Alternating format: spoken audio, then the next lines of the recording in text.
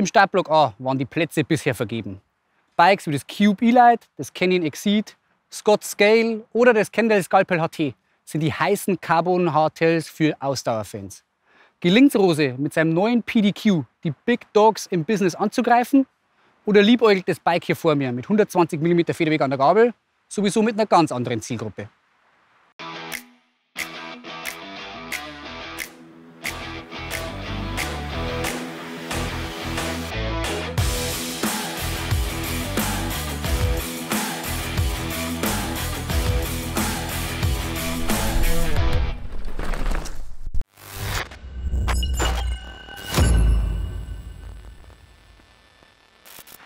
Wer sich bisher für schnelle Race-Hardtails interessiert hat, hat die Marke Rose eher nicht auf den Schirm gehabt. Denn ganz ehrlich, das Psychopath hat bei Standards und Geometrie zuletzt deutlich Staub angesetzt. Das PDQ, was übrigens die Abkürzung für Pretty Damn Quick ist, steht im ziemlichen Kontrast zu dem, was Rose bisher im Webshop angeboten hat. Mit 120 mm Federweg, einer Teleskopstütze, dicken 2.4er Reifen lehnen sich die Bocholter Direktversender weit aus dem Fenster. Will das Bike hier überhaupt noch ein Race-Hardtail sein? Oder zählt es sich selbst schon zu den Trail-Hardtails? Wichtiger Indikator, um diese Frage zu beantworten, ist natürlich das Gewicht. Und dazu hängen wir das Bike jetzt mal an die Waage. Fahrfertig, inklusive Pedale und Flaschenhalter, kommt das Bike auf genau 10 Kilo. Zum Vergleich, das Kendall Sculpel HT, das wir ebenfalls hier in einem Video getestet haben, kommt mit 110 mm Federweg an der Gabel, aber ohne Teleskopstütze, ebenfalls auf 10 Kilo. Für die trailorientierte Ausstattung ist das Bike wirklich verdammt leicht. Die Grundlage dafür liegt der Rahmen. Wir haben das komplette Bike zerlegt und den Rahmen einzeln auf die Waage gelegt. Inklusive den Gummischonern am Unterrohr und an der Kettenstrebe bringt der Rahmen 1048 Gramm auf die Waage. Und damit liegt er in etwa auf dem Niveau vom Kendall Sculpel HT. Zu den besten bzw. leichtesten Rahmen auf dem Markt klafft aber doch eine kleine Lücke auf. Firmen wie Simplon oder Mondraker bauen Hardtail-Rahmen um die 800 Gramm. Dafür hat der PDQ-Rahmen hier ein paar interessante Details. Zu erwähnen ist da vor allem der Lenkanschlagsbegrenzer, der hier unten unterm Steuerrohr integriert im Rahmen liegt. So ein Lenkanschlagsbegrenzer ist im Bereich der Race-Hardtails ein echtes Muss mittlerweile. Denn wenn man stürzt oder das Bike umfällt, dann können einem die Armaturen wie der Schalthebel oder der Bremshebel das Oberrohr nicht nur zerkratzen, sondern den ganzen Rahmen zerstören. Und das ist mehr als nur einmal passiert.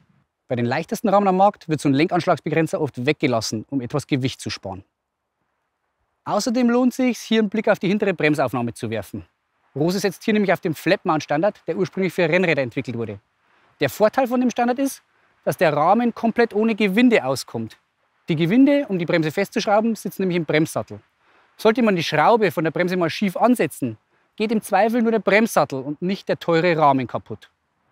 Die Schaltung an dem Bike funktioniert elektronisch per Funk, kommt also ohne Kabel aus. Aber die Bremsleitung muss nach wie vor durch den Rahmen verlegt werden. Rose entscheidet sich hier, die Bremsleitung durch den Steuersatz zu führen, was für eine super aufgeräumte Optik von dem ganzen Bike sorgt. In der Szene gibt es dafür aber häufig Kritik. Es wird befürchtet, dass die Wartung von so einem Bike unnötig komplex durch so eine Zugverlegung wird. Ich muss sagen, ich habe das Bike jetzt einmal zerlegt und wieder zusammengebaut und der Zug lässt sich durch die große Öffnung des Steuerrohrs deutlich leichter fädeln als durch die kleinen Öffnungen, die die Bikes früher gehabt haben, hier seitlich am Steuerrohr. Beim Tretlager setzt Rose auf den Pressfit-Standard.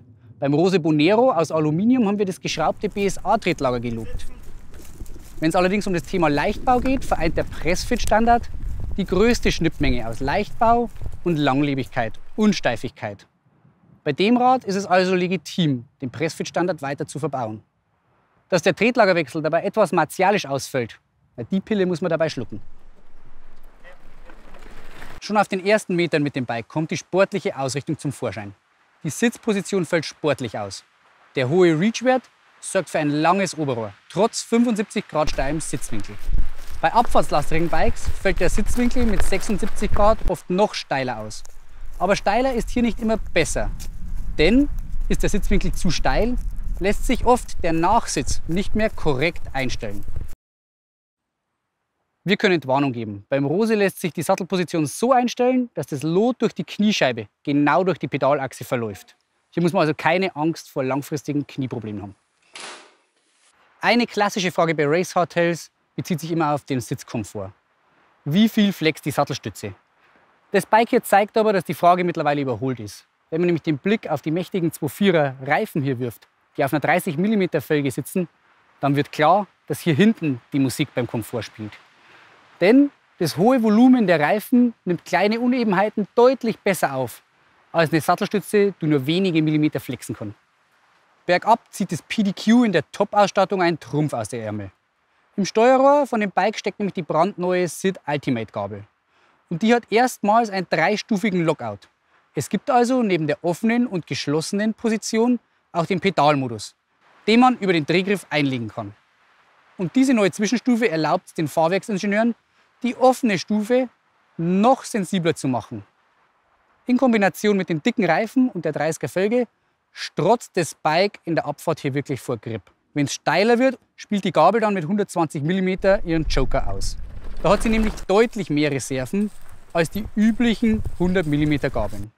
In Kombination mit der Teleskopstütze und der wirklich gelungenen Geometrie kommt bergab richtig Spaß auf. Und das ist auch genau der Part, wo sich das Rose PDQ zu den klassischen Race Hardtails wie dem Scott Scale oder dem Orbea Alma unterscheidet. Es ermöglicht einem bergab einfach mehr Fahrspaß. Eine Einschränkung gibt es dabei allerdings. Die verbaute SRAM-Level-Bremsanlage ist nicht gerade ein Wurfanker.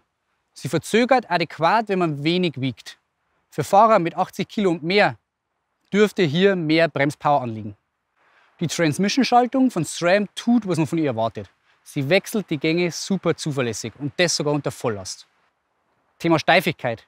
Hier gibt es auf dem Trail wirklich keinerlei Kritikpunkte am PDQ. Früher hat man die Steifigkeit von so einem Bike auch nur an der Rahmensteifigkeit festgemacht. Aber das ist natürlich nur eine Seite der Medaille. Denn die eigentlichen Schwachstellen bei dem Thema Steifigkeit liegen meistens bei der Federgabel oder im Bereich der Lenker oder des Vorbaus. Die Zeiten, wo man die Steifigkeit von so einem Bike nur über den Rahmen definiert hat, sind vorbei. Hier spiegelt sich wirklich die Evolution des Mountainbikesports wider.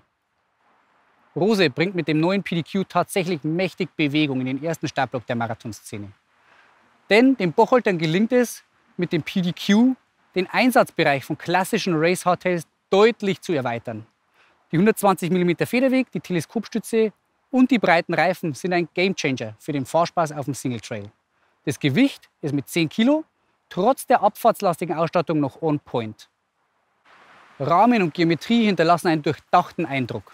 Wer sich mehr Komfort oder Abfahrtstauglichkeit als mit seinem bisherigen Race Hardtail wünscht, den Griff zum Fully aber scheut, der wird mit dem PDQ glücklich.